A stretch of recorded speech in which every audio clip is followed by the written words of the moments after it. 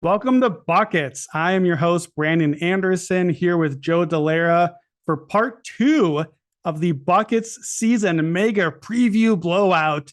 We're doing the Western Conference today. Just trying to get you guys ready, get us ready for the new NBA season. These are dropping on Monday. The season starts on Tuesday. We made it. Joe, we made it. Basketball is back. Are you excited? Dude, it is the best. So we're back. It's like Christmas morning for us right now, or Christmas Eve, or some version of Christmas. We got real games. So the goal of this podcast is to run through the Western teams. We're going to hit every single team, even you, Oklahoma City Thunder. We're going to talk about you for like 24 seconds at some point. I'll give you a shot clock. But we just want to talk about, okay, who are we betting on right away? What are the angles for these games right out of the gates? Are there angles we have for you? And then who are we watching? What are the teams that we need to keep an eye on to learn about and see, okay, I'm not going to bet you yet, but how do I learn from you just to inform what we're doing going forward? We'll have overs and unders for certain teams out of the gates of just, looking at pace and what we're expecting there, fading hype, fading vibes, depending on how the offseason went.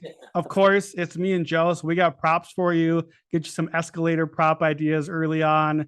We're going to talk about rotation systems, some of the new coaches and new fits for some of the big player additions. So yeah, we're just going to kind of run through a couple minutes on each team and just get squared away as we get to the season. Before we get started, don't forget, if you have not somehow done it yet, make sure to get the Action Network app. You got to have it. You got to have it for the NBA season. Get it and put Joe and Brandon, that's me, put us on your app. Turn the notifications on, because on a typical day during the season, especially now, we're in basketball season. We're in football. It's hockey now. Baseball playoffs are here. Soccer is here. World Cup is coming. On a typical day, Joe, let me give you an over-under. Typical day, you are on the Action Network app following me and you. You've got notifications on, over under 38.5 notifications from bets between the two of us. All I know is that you're going to get more notifications from bets from us than scores during a Thursday night football game. So yeah, that's for sure. Yeah, we're recording this on Thursday night, and somehow we managed to get an even worse game than 12-9 last week, and we got even lower scoring this week. So right. Let's get to a much higher scoring sport. Let's get to the Western Conference. If you haven't listened yet, Eastern Conference is on part one of this. You don't need to go either order, so whichever order you're doing should be fine, but make sure to check that one out. Western Conference, the goal here is we're going to start with teams that we think need a little bit more time at the top and then get to the Thunders of the world toward the end of the podcast. And we're starting at the top. The team that is most interesting in the West, for me, it's got to be the Pelicans. Skinny Zion is here and ready to go. How excited are you for Zion? Dude, I can't wait to watch him like really play. Like, I've watched some in the preseason and he's just a monster. Like, I'm so excited to see what this offense looks like. And I think that they're going to be an absolute force. Like, they are going to be good, and they're going to be, I think, like, underrated, honestly, like how good they're going to be. And like, I think that there is like a little bit of hype about him coming back, but it's always like tempered with the fact that he might get hurt. But they're going to be very, very good, I think. I think so too. I'm looking to play overs in Pelicans games early on, and that's the Zion effect for me, because I think it's both sides. Zion on offense is going to really juice the offense, and he's going to get, we forget he had so many easy baskets because he's an absolute beast on the offensive glass, and he gets so many easy chances, just go right back up, and it's like juice their numbers, and that juices the overall scoring. But also, last we saw at least, he's not a good defender, and the Pelicans are not a good defensive team. Even when they found some defensive answers last year, I worry a little bit that Zion may undo some of those, because him being in the lineup takes away some of the other defense that would have been in the lineup. So I think it's a double whammy. We get more Pelicans scoring and more scoring allowed. So I'll take overs early, I think, in Pelican spots. What props are you looking for? Is there a Zion prop that you've got your eye on? Yeah, so one of the things that I really like betting on Zion, it's not his points, it's not his dunks, but it's actually his assists. Yep. And I think that he's been a great facilitator, and we've seen this like throughout his career so far. Last time he played for the full season, he averaged 3.7 assists. And even the preseason, like he's really racking up assists on like limited minutes. He's had 5, he's had 4, and he's doing this in like 20 minutes.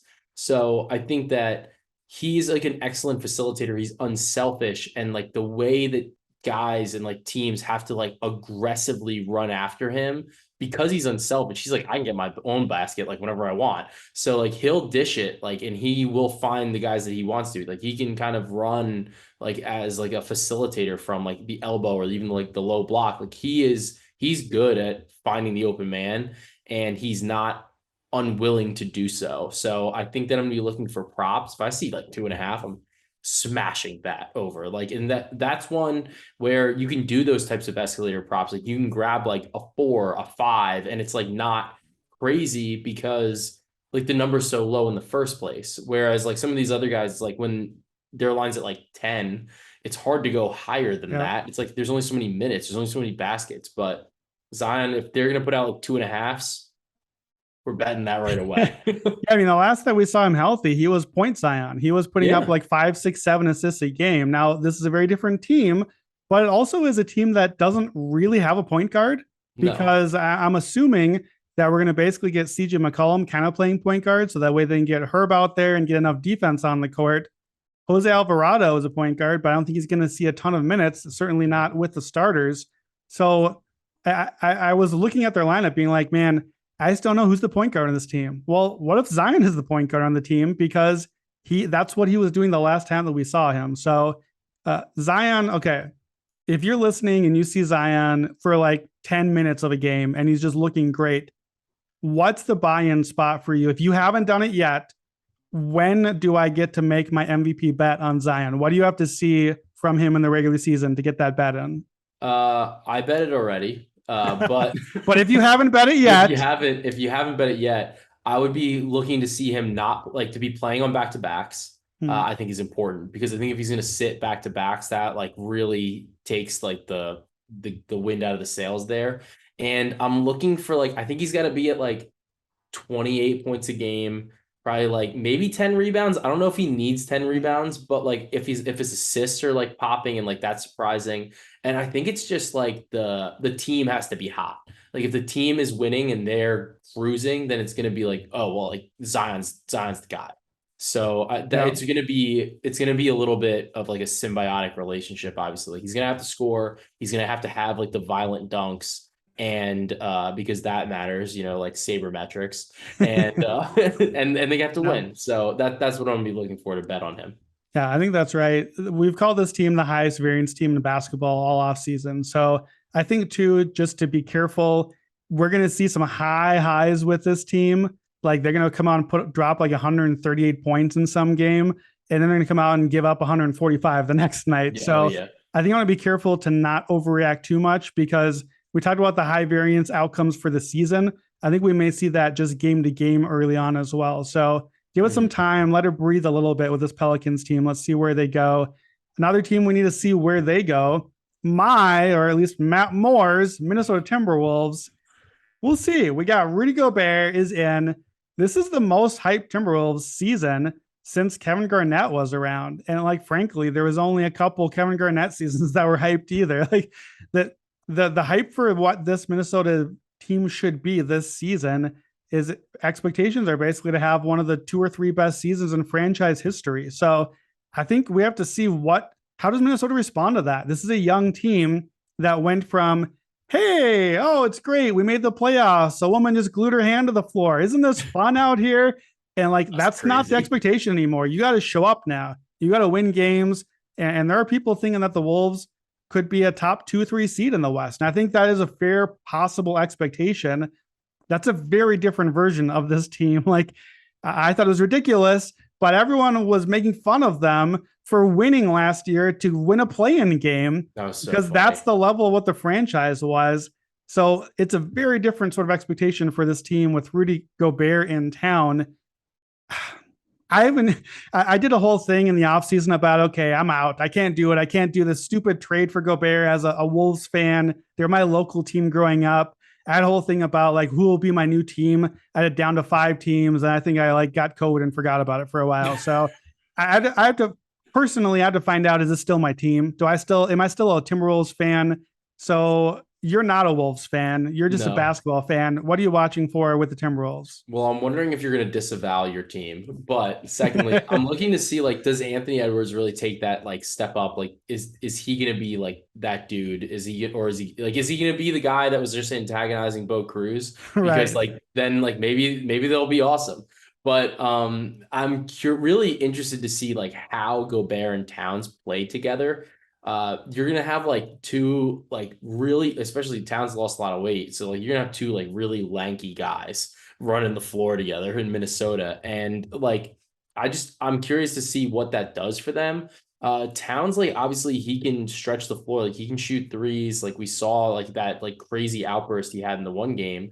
But I'm like making a joke about him losing the weight, but like I'm concerned about his health, especially at the Yeah, beginning me of the too. season. And like how are they going to manage that? How are they going to play on the floor together? And like who's getting these rebounds? Like is it going to come out of who's going to drop those, and like who's going to not really be in the paint and have to play outside? Because we know like Gobert is going to play drop, and like that's what they're going to play in the regular season. But like what is Towns supposed to play then? Right. Like so like Yeah. I'm really I don't understand like what I'm really curious to see what they're gonna do, because it's like they're running out like a 90s style like Clippers team like out like out there. So like I'm it's really bizarre. Maybe it'll work for them, but I'm curious to see how it's going to work. Yeah, I had that in my notes as well. I want to play the unders on Towns rebounds coming out of the gates because I think he's the answer to that question. Rudy Gobert was a top two rebounder. Like his rebounding has really gone up the last few years. I think he's Yeah. putting up 13, 14 boards a 14, night yeah. usually. And so like we know which of these guys is has to be anchored to the paint. It's not Towns. Gobert is the guy that has to be down there. That's what you go and get him for. That has to mean Towns with his, his max contract on center money that literally lasted one day before he became like a small forward basically now. So he's going to be the guy away from the basket. He's going to be, hopefully he better be shooting more threes. So maybe that means some points overs. But I think just by definition of Gobert being there, he's going to have to be outside the paint a little bit more. Yeah. And also defensively, he's going to be not guarding a center anymore. So that's outside the paint. Both sides, I think he's going to be away from the basket more. I don't know what that does. I'm a little skeptical, as a fan, just as an analyst, what Gobert adds. I wonder if it might take away some from Gobert and where the numbers from Towns and where the numbers go. So I'll Yeah. fade the rebounds and take it for what it is. I'm the Timberwolves nihilist, of course. I'm fading the team early. Like they got to prove it to me. The defense, I think, is going to take some time, and it's going to take a while to figure out a totally new thing with Gobert. All the hype and expectations, it weighs on a young team. I think it's a team that you have to bet against until they prove otherwise. And maybe that'll happen within a game or two. They could be a great regular season team. And I don't mind if I have to lose money a game or two and then quickly right ship and go the other direction. But I think they have to earn my trust a little bit. Is that just my T Wolves nihilism, or is there something there? No, I think that you're 100% right. Like they're getting a lot of off-season hype, so that's always something like I like to try to fade, I guess, or like try to look for spots to fade, like or at least it's like opening my eyes to a situation. And honestly, their first game of the season, they're a home favorite against the Oklahoma City Thunder. So that's like a perfect storm of like a team that I want to not bet on in like to start the season. So I'm with you there, and I don't know. We'll just have to see how it shakes out for them. But I think that their Yeah. defense could be excellent, but In time. I in think it could time. be in time good. I'll give you an in time and good, not a now and excellent. I'll meet you in the middle there. I like the perfect storm thunder in an unintentional pun though. Well done on that. Let's go to the Lakers, who are not the perfect storm. I don't know, like what aren't we watching about the Lakers? You have to watch the Lakers because we just have to see like what are they? Is LeBron James healthy? Is he trying? Does he want to play basketball right now? Does Anthony Davis fall over at the time he gets announced in the starting lineup? Like, what's Russell As a Westbrook power anymore? forward. Right? Like, is Russ playing starter minutes? Is he in a bench role on the team? Is Darvin Ham good? We got a new coach on the team. That is hopefully a positive variable for them. But Vogel is a good coach too, so that's Yeah. not necessarily can go that way. I've been with trepidation high on the defense on this team, thinking Yeah. that they were going to play big. They brought in a couple centers. Now there's late talk of Anthony Davis trying to be talked into playing center again, which never goes well for him or the team. So I don't know. It just feels like we're kind of in a similar spot on the Lakers where it's just gonna go poorly again. But I don't know. I have a lot to see on this team. It's like I can't look away, sort of watch on them. But what are you looking for in the Lakers? Yeah, like the Lakers feel like I'm from Jersey and like I am addicted to Jersey Shore and the shirt before the shirt and like everything like that. And like I've been continuing to watch Jersey Shore Family Vacation, even though like we're on a million seasons of it and it's like it's not very good anymore, but like I just can't stop watching it. And that's what it feels like when I'm watching the Lakers. Like I just like have to watch it. And the thing is, though, with the Lakers, they're 75-33 with LeBron and AD in the regular season. And that's a 69.4% nice. So Nice. it's, like they're good. Like when they play together, they're good. So it's just like, are we too down on them because of the Russ stuff? Like, I don't think that Russ makes them like that bad as long as he's willing to like just pass the ball and like not take bad shots. And I think that the thing is like these guys they were out a lot last season. Like he was the only guy that was really healthy. And like I just don't think he's capable of being like the dude anymore. So I'm wondering if LeBron and AD are gonna play, maybe I think we're like everyone is a little low on them for a team that like does have a ton of talent, at least at the top with LeBron and AD. Like I'm never going to count them out when like as long as they're healthy, they're great. But that's always the question with them, as long as they're healthy. Yeah. So as long as Anthony Davis stays healthy and as long as Russell Westbrook turns into not Russell Westbrook, the Lakers will be great. So Yeah. What's Lakers wrong with fans, that? you're in luck as long as those two things go down. Denver Nuggets, they're the team that I love in the West, team Mhm. that I think has definite one seed potential. I've seen to see Jamal Murray and Michael Porter Jr. play basketball in a meaningful game again. That's what I want to see. Just show me the team. I think this is a championship roster, and maybe Yeah. not because we'll have to see if the defense can get there. We haven't seen a champion like this where the defense, where the offense is so much better than the defense. But I just want to see it all mesh together. We've been excited about this roster. I love that they went out and got Contavious Caldwell Pope and Bruce Brown. We haven't really even seen like Aaron Gordon in the right role on this team. We saw it for like 2 weeks when they first True. traded for him, and then that's when all the injuries came. Just show me the Nuggets because their win total dropped going into the year. I don't understand. I What think it's what is insane. there not to like about this team? I think they should be one of the highest win totals on the board. They're under 50 right now as a win total, and I think this is like a 60 win potential team. So I just want to watch the team. I think it'll be really fun to watch. I think it'll be really good. Apparently, they're undervalued, so I'm going to be betting Denver early and often. Same. Like I really like Denver. I liked them last year on the hopes that these guys would come back and play maybe for the playoffs, and they wound up not. But I think you need to think about it this way. Like you said, they got KCP. So I think that's an upgrade, at least like for this team specifically. I think he fits the roster really Yep. well.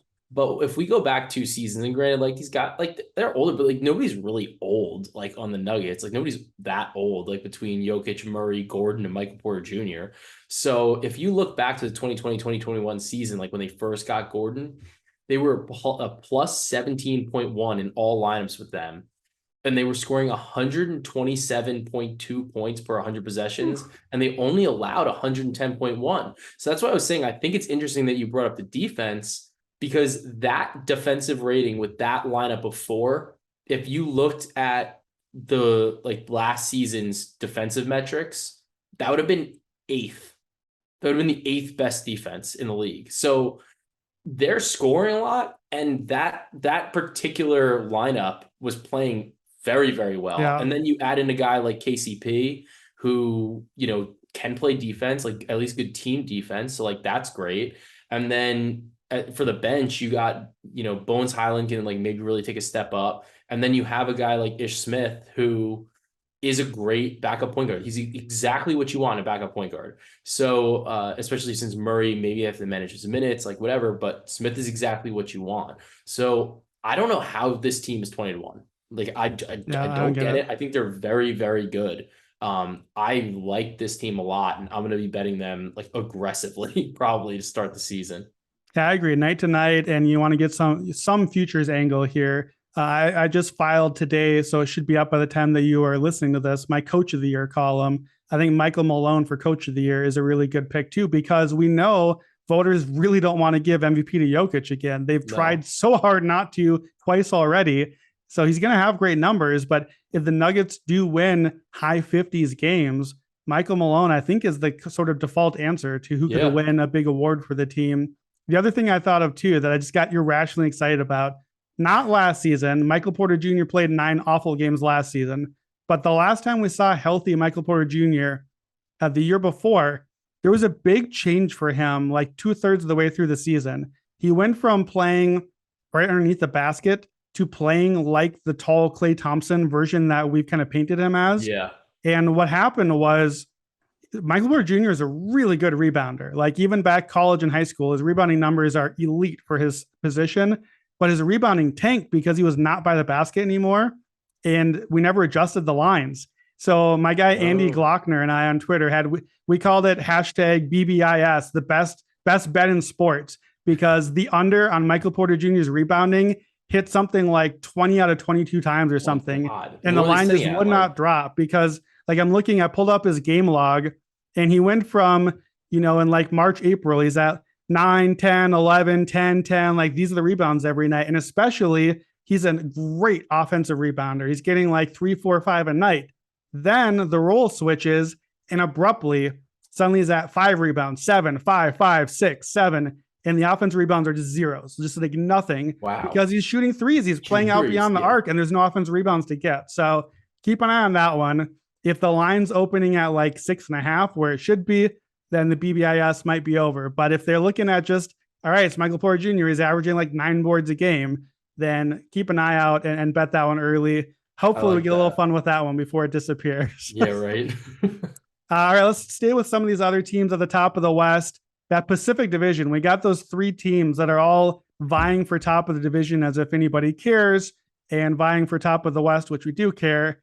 I think we both like the Clippers the best out of the 3. So what are you looking for from the Clippers? Dude, this team's got more wings than happy hour, and it's awesome. Like this team is so good. Like I'm so excited to watch them play, just at least on like a night-to-night basis. We're gonna finally see Kawhi, and apparently is now like tree trunk legs back on the court. So like that's gonna be great because he's a pleasure to watch play basketball. He's so good. He's so like efficient, and the way that he can like attack a defense and also like play defense is like really awesome. And like the last time we saw him and Paul George playing together, they like were pushing a Suns team to like the brink of like realistically, like I think they would have beat them in that series. So I'm very excited to see that. And then they just have, like I said, they have so many wings.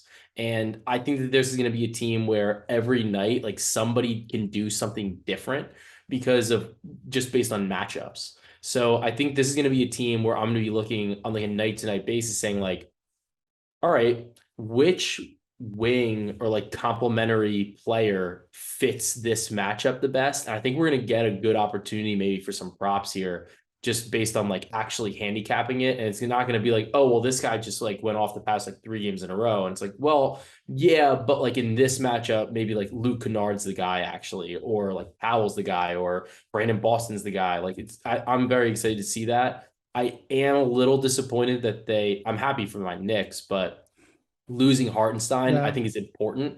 And they don't really have another big besides Zubac, who's fine, but like, I could see them trying to add somebody by the deadline.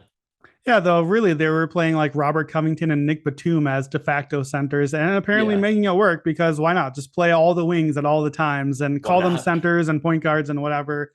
So I think that'll be interesting. John Wall, we finally have a point guard on the team. True. We've been saying that about the Clippers for a couple of years, that they need somebody to, run some offense when things, bog down a little bit. So I'm interested to see how does he fit. Matt's not here to stop me from betting on Norm Powell overs. So give me the Norm overs. Give me the points early on. I think he's going to be a good play there. I think the Clippers too, they're a team that's going to have a very high floor because the defense is good. And I think we underestimate like this is number 1 offense potential on this team because the shooting is outrageous on this team. And PG and Kawhi, when they're healthy, are so efficient. So I think this is a team that's going to just have a very healthy ATS record from night to night. Because when they're healthy, you got Kawhi and PG. You have maybe the best Awesome. pair in basketball, as good as anybody. Like we forget how good those guys, especially Kawhi, are. But then I think even more so, they're going to sit a night, one or two of them. And I want to bet the Clippers then too, because Yeah. I think the line is going to say, oh, well, Kawhi is out. We have to move the line way down, which it should on most teams. But on this team, there's so much depth and so many players that I think the line maybe over adjusts on one of those guys. And like, look, this team won half of their games last year basically with no Kawhi or PG. George barely played and wasn't good when he did play. So this is why the more preseason and offseason went on, I just got higher and higher in the Clippers because I like them without the guys and I love them with the guys. And So Ty Lue's a great coach. So absolutely. that really is, I think, going to help like gel that whole squad together. Yeah. Speaking of gelling, the Phoenix Suns not gelling at all. So we'll talk about Suns and Warriors because I think we're kind of in a similar spot on both of them. I got to fade the Suns early because I don't like the vibes. I don't like the stank coming out of what I see from Phoenix right now. All the offseason stuff. I've talked at length about that. No Jay Crowder. So I think that matters. Crowder is good. And this team, I need to see, do you need depth? Is there anybody off your bench that can do stuff? And also, I was skeptical about the defense on this team, ranked really highly last year. And I don't really know why. I don't see great defense. I see decent defense. And some of those advanced metrics had Jay Crowder as their best defender. Now, those metrics are flawed, but Crowder's good. Crowder's a good, important piece of a 5-man unit. And man, I got to fade the team early. This is a team I want to bet against night to night until I actually see that the old Suns are in there. They're going to have to pay me off basically before I have to bet on them. Yeah, I mean, they just feel like a Chris Paul injury away from being at least in the play-in. Like the West is stacked. So it's like if there's like any, I don't know, like unrest or so almost, like I struggle to see the Suns being like as good as they've been. And it's like you said, it's a proven situation. Like Ayton got paid now and he doesn't really want to be there. Like I think it's kind of evident. Like you have to wonder how his performance is maybe going to be impacted. It's like, all right, like he got his bag, like now what? So I'm not excited for them. I'm also never excited for the Phoenix Suns. Like they're just like not a team that I'm like excited to watch on a night to night basis, like as good as they are. But I struggle to see them, like there has to be a downturn at some point. And like with their style of offense, like we know that Paul and Booker are super efficient, but I'm wondering if maybe the book's out on them a little bit now that, we saw what the Mavs did to them in the playoffs. So I'm curious. Yeah, I will say the one spot that I won't fade is if it's close late. I'm not looking to fade then because Chris Paul, the god, is just the clutch god and going to put those games away.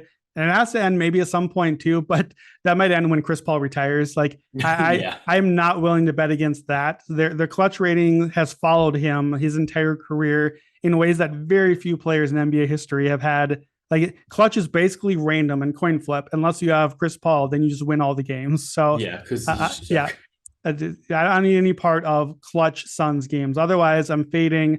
I don't know if I'm really fading the Warriors, but I'm definitely watching the vibes and just like, do they like each other? Are they locked in? And what is the fallout from this Draymond Poole thing? I think the Warriors for me are kind of a wait and see because it's totally possible to me that this is nothing, that this was just a thing in practice. And like we've heard for years, Steph's leadership and how he gets things going and gets the right taste again. I wouldn't surprise me at all to see them come out perfectly happy, hunky-dory, Clay shooting threes in the corner. And like, if anything, Draymond ready, game one, locked in, bringing like the defensive player of the year level defense.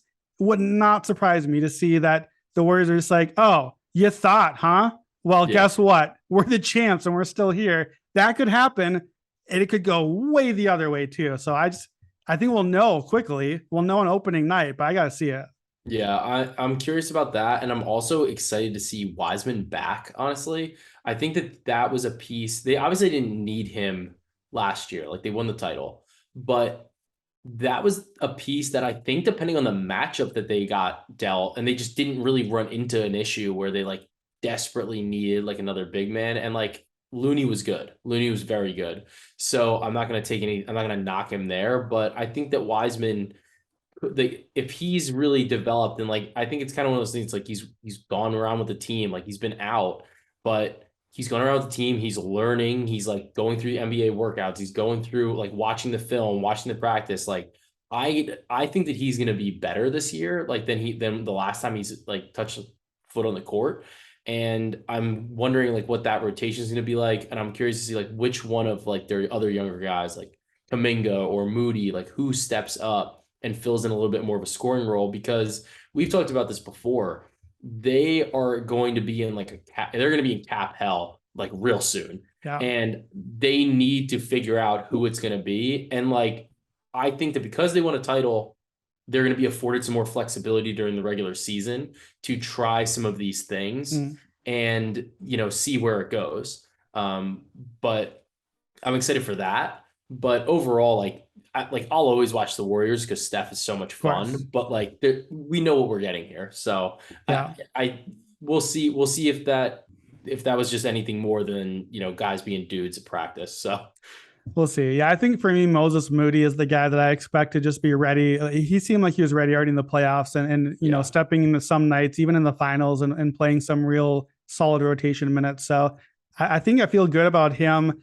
I don't feel good yet about Wiseman and Kuminga. They're going to have to win me over and just prove that they have grown IQ-wise, just like in the Warriors. The thing that makes them great is how well they just know where to go, and everything moves in symphony at all times. And that's just not what I've seen in the past from Kuminga and Wiseman. But I didn't see that from Jordan Poole before either. I didn't see that from a lot of other guys. And that Warriors culture thing is real. So if it turns out that Kuminga has absorbed that and that Wiseman has grown and figured that out, and we get to add that on top of all the Warriors stuff, oh man, that could be really good too. So yeah, we got to see that. I got to see the defense too. Is the defense still what it could be? I've been skeptical because they lost a lot of those other defenders besides Draymond, and that's back to Kuminga and Wiseman, I think, too. So, we'll watch the Warriors and Suns, see how the vibes check out. A couple other playoff teams, I think we kind of know what they are. The Mavs and the Grizzlies, division rivals there. So, Mavericks, do we got skinny Luka? Is Luka ready at the start of the season rather than like New Year's Day, finally? And then what about Christian Wood? What are they doing with Christian Wood? He's the new guy there. What's it going to do? Is it going to kill the defense? Is he a sixth man? Does he know what he's doing? Has he talked to Jason Kidd, or has he found his phone and learned how to text yet? Like, what is happening with him? I just feel like the Mavericks are kind of like that team where they keep getting guys that are just all sixth men. And it's just like, it's like somebody's got to start. Like, what are we doing here? Like, I don't understand how on that team you're not starting Christian Wood, and then like they're also apparently, I don't think they're starting Dinwiddie either. Like that's not neither really one of them. I don't think that's the plan.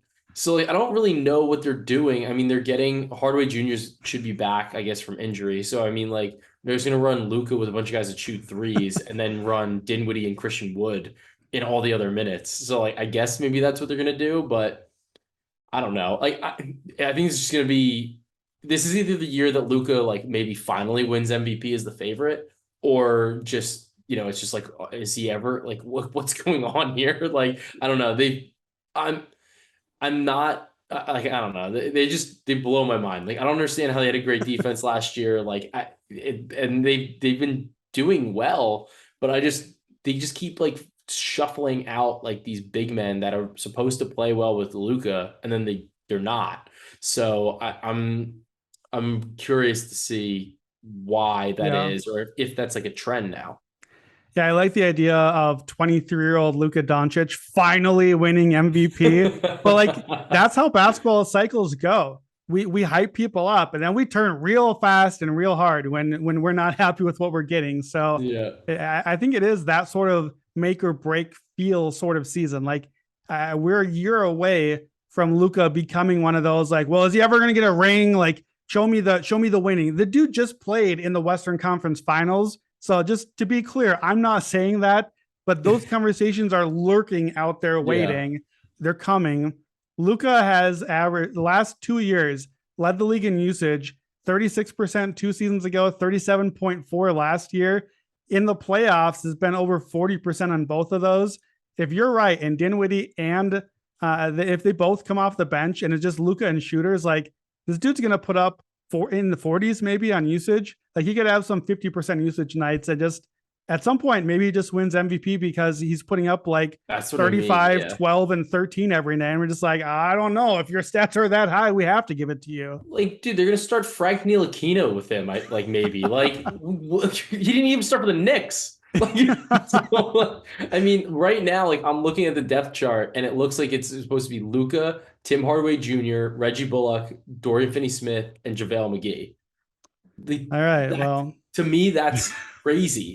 Like that's crazy. Like that's what I'm saying. Like if he doesn't win MVP with the usage that he should have with that starting lineup, like I'm like, how else would he? Well, like, we're gonna get this. We're gonna get the crazy, like angry yelling first take debates because it's shaping up to be the 8 seed Mavericks with Luka has no help. Luka can't have help when he has nobody. Like when he sucks up every shot and assist and rebound and everything else, he is creating the no help. Like I'm already tired of the conversation that hasn't started yet. Let's keep moving. I can't do it already. We haven't started yet, so we'll see.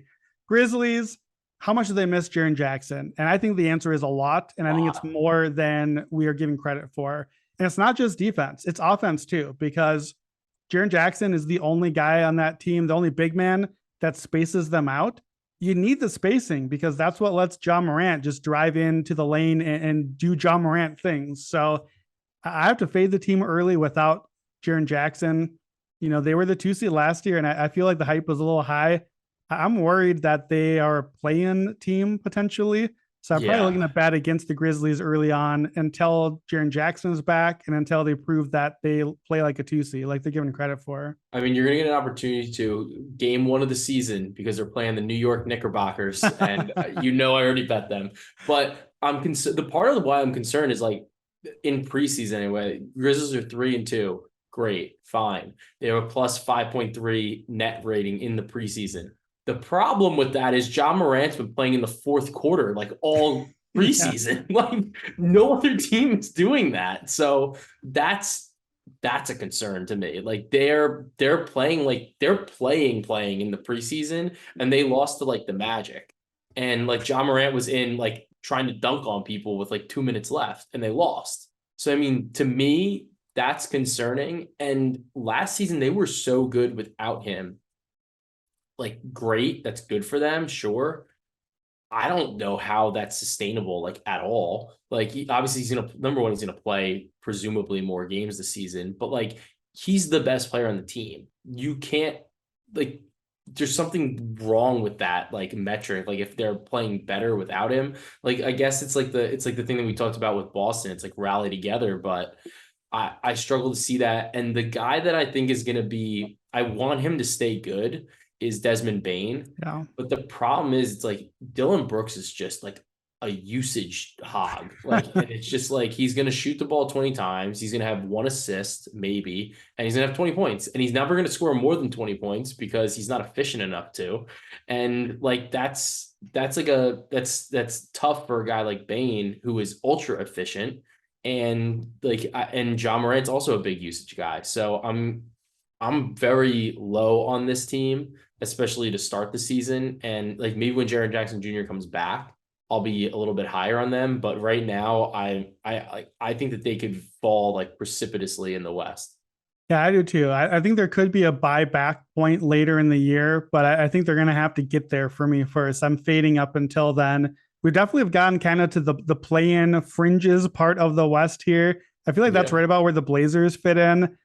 Is Damian Lillard still in there? That's what I want to see, because I love Dame. I love my Dame time. If he's still in there, then it is disrespectful to treat the Blazers as a fringe play-in sort of team, because Dame has basically been, him and this offense have been a top 5 offense. I think top 3 offense for multiple years in a row when he's been healthy. Maybe he didn't drop off at all last year. Maybe the abdomen thing just was a bad injury. He's been a very durable player throughout his career. He's not that old. I think he's like 32 or something like that. Yeah. Should have another few years left in him. So if Dame is good, I think the Blazers maybe are a little higher in the hierarchy than we're giving them credit for. I need to see, what does Anthony Simons look like now that he has an actual team and an actual sport around him? Like, we saw a lot of great Anthony Simons overs last year, but it's because they were tanking and not playing any defense and just like running and trying to lose. And so he's putting up numbers. But what's he look like next to Dame, which I assume is where he will be? And similarly, along those lines, give me overs on this team, because it's going to be lots of Blazers points. Their offense is going to be a little better than we're giving credit for. And we all know exactly how bad the defense is going to be. So those lines are going to be high, but I want the over anyway. Yeah, I would say especially too, because apparently like in preseason, they were trying to play some switch, which is not typical for the Portland Trailblazers. So Yusuf Nurkic, switch master. that's just not what they do. But if we see that early in the season, that means like they're making a concerted effort to be able to do so for either particular matchups or for the playoffs, presumably. And that's going to have some growing pains, and that's going to be a real good opportunity to capitalize on overs, like you're saying, because it's like guys are just going to miss coverage. They're just going to miss what they're doing because they're not used to it when like the main guys have been there for a number of years now. So, they did add some guys that they got. Gary Payton II, Shaedon Sharp's going to be exciting. But, hopefully we don't see too much Trendon Watford, as much as I like him, and Drew Eubanks, but like, all those guys the one thing is all those guys got really good, meaningful minutes at the back end of last season. So you wonder if it's like, all right, well now if we transition them to like a bench role, maybe they'll be okay. Like maybe this is a team to maybe play some second quarter stuff. And like with this bench unit that got more experience than a typical bench unit would. I think those are good points. I think we also just got to the Drew Eubanks part of the podcast, which means that there's a producer slacking me right now, telling me get through the end of the podcast. And we're at Drew Eubanks part. We have 5 teams left. Let's just get through these quickly. Matt Moore's Sacramento Kings. Matt is big on the Kings to go over, maybe make a play and a push.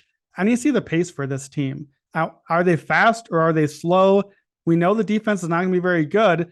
They should be fast, because when you have Fox running the point guard, you should be running all the time. So I need to see what does the pace look like, because that's going to inform heavily. I think we'll have some high totals or low totals, way off from what the number is, depending on how the pace shapes up. And then I want to see how does the usage sort out, because we added Keegan Murray. Everyone likes him for Rookie of the Year, but there's a lot of dudes there that need feeding. And we got Malik Monk is there. Kevin Huerter is there. Fox was averaging 29 a game last year once Sabonis came over. Sabonis is going to handle a lot. Harrison Barnes is still around. I feel like they're going to be unders for some of those guys early on, because they can't all be the thing that they're supposed to. Yeah. So I want to keep an eye on the usage, who gets, who starts but ends up losing shots because there's not enough shots in the starting lineup, who maybe gets a few extra shots up with the bench unit. So that's the Kings that I'm watching. What do you got for them? Dude, not a lot. All right, let's keep it moving then, because the next team on my list, if I let you do this, you apparently were just going to lead the podcast with like 15 minutes of Utah Jazz. I don't have anything to say about the Jazz. You had them like 3rd or 4th on your list for West interest. I don't even want to see the Jazz jerseys. They look like they got designed by like the paperclip Microsoft dude. I have nothing for the Jazz. Why do you want to watch or bet on the Jazz? I want to watch them because I'm like, I don't know if they're going to be like that bad. Like, I think they're going to be bad. Joseph. I think they're going to be bad.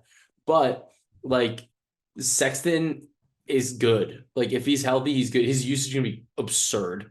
And then Lauri Markkanen, the king of Finland over there, whatever, guy was crushing in Eurobasket. So I'm wondering, like, to what extent, like, some of these guys, like, they have like some rotational players there. So I'm curious to see how they kind of gel together and at what point do they tank? Because we know they're going to tank. Like, we know that's what's coming. But before they do that, because like we know, like there's a certain threshold, like they don't need to start tanking right away. Like in theory, like they're bad. So I'm wondering like how this team's gonna gel together. Their defense is gonna probably be really, really bad. Like they're starting like Olenek and Markkanen. It's going to Like be horrendous. so like they're gonna be a team that you're betting like overs, and like they play the Nuggets to start the season. Oh, So give me obviously the blow Nuggets up. team over Yeah. on that one. Yeah, obviously blow up potential, but yeah, like that's an angle. Like other teams' team overs maybe would be a good angle against the Jazz, like rather than like a full game over.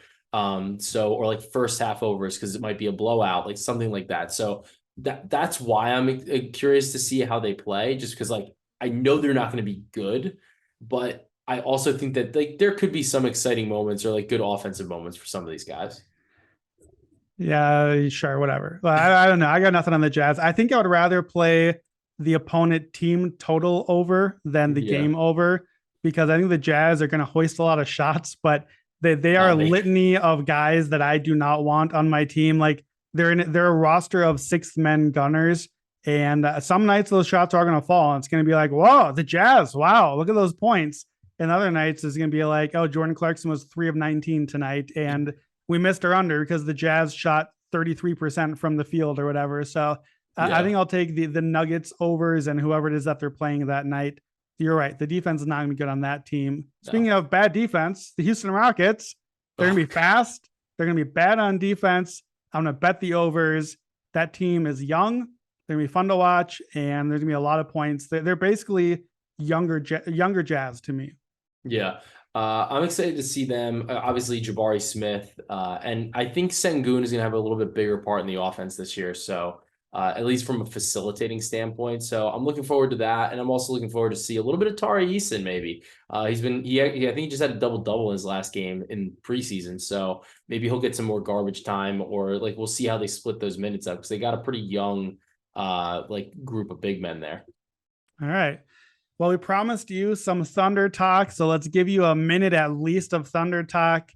This team, at least to start the year with no Chet Holmgren and no Shea, is going to be absolutely horrendously awful. Like I can't even come up with the adjective for how bad this Thunder team is going to be to start the year. Give me the Josh Giddey props overs because somebody has to do stuff for this team.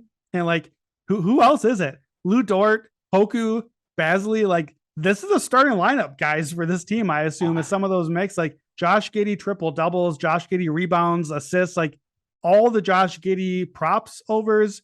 But just let me bet against Thunder because this roster is really rough. They're bad. I mean, maybe some Trey Man threes. Like he was hoisting up a lot of those. And Giddey's funny because Giddey's gonna get double doubles with like not points. Like, yeah. He's the old Jason Kidd. Yeah, so because he gets real close. Like I would honestly I would watch when you build, like if you build them out rather than bet double double. Like he's one of those guys. Like Draymond is one of those guys where if you want to bet double double, like actually bet the double double prop rather than build it out, even if it's like a little bit better, just because he's one of the few guys in the league that has the ability to get there and like not score enough points. Yeah. So that I would definitely keep that in mind, at least with betting Giddey props. Yeah, because like basically what you're saying is if you build it yourself, then now you're limiting to which of the stats you're getting your double in. Or if you just bet the double, you can get points, rebounds, points, assists, rebounds, assists, whichever combo you've got. And to be fair, that's why the odds are a little different that way, because it's giving you the option. So he is the guy you want to have an option on for that. Yeah, exactly. And last and least, the San Antonio Spurs, obviously a tanking team. I think there's some props that we want to play here, though. I want the Keldon Johnson overs early on. I think he's going to be one of those most improved candidates, like the Jeremy Grant type, where it's just somebody's putting up numbers. Somebody has to for the Spurs because they've lost DeRozan and Derek White and DeJounte Murray and not really brought in anyone except just some young guys. So I think Keldon points and just Keldon having a moment early. He's not going to win that award, but getting into the conversation. And then who plays point guard on the team and who's going to get the assists? Somebody has to get assists. So I'm hunting. I probably won't play it the first game, but I'm looking for who's my Spurs point guard or who's my Spurs assist over, because there's going to be somebody there that we need to play. I don't know who it is yet. Yeah, I mean, Trey Jones is presumably the starter, but I wouldn't be surprised to see them is Josh Primo 18 yet? Like, yeah, yeah, I wouldn't be surprised if we just see them just say like, here, like, do it, like, whatever, like, go for it. Because if like he's so young, he's literally he's like how we make the jokes about Tatum being like 821 yet, or like, is he still like it's like the same thing. Like, he's so young that they could just give him the reins and just be like, go for it, like, see what you can do. And then maybe we don't need to draft Scoot Henderson. Maybe we can draft Victor. But they are going to have a chance to draft one of those dudes. One of them. Yeah. So they're not going to be good. No, they're not good. All right. Well, on that note, I think that is enough talk. Joe, we did it. We made it through 30 teams in just under 12 hours of our life. We've given you a little piece of everything. I think we give you a little actionable tip on just about every team out there. So it's exciting. Basketball comes tomorrow in the world where you're listening to this on Monday, at least. We're here. We're back. We will have you covered at Action Network. All sorts of good stuff for you. As you know, we'll have previews for game to game. Obviously, opening night, we'll get you covered there. Check that on the app. Check that on the website. Of course, we're here at the Buckets feed all season long. We'll have some workshops getting you through the action for that night. We'll have Monday and Friday kind of bigger picture stuff here. We got all sorts of basketball coverage. We're just getting started. Follow on the app. Every sport is in season right now that basketball is here. So it is this sports Mageddon to end all sports Mageddons, because we got World Cup coming soon. We got hockey. Joe's betting on baseball playoff games, first fives and nerfies. Like, we got all sorts of stuff coming. And of course, I think football is still happening too. So if you want some football action, you follow me for way too much football action. Let me just tell you that. So we're having fun. Basketball is back. Don't forget to listen to the Eastern version of this podcast. If you didn't yet, they should both be in your feed today. We're ready to play some real basketball. We're done. Season mega preview blowout is over, Joe. Let's get buckets.